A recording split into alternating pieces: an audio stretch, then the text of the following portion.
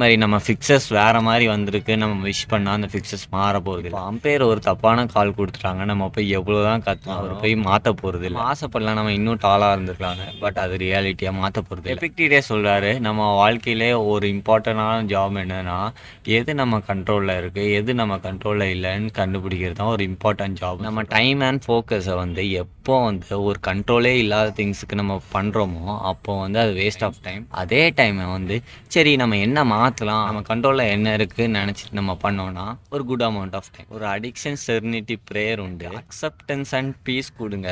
எந்த திங்ஸ் என்னால் சேஞ்ச் பண்ண முடியாதோ எனக்கு ஸ்ட்ரென்த் கொடுங்க.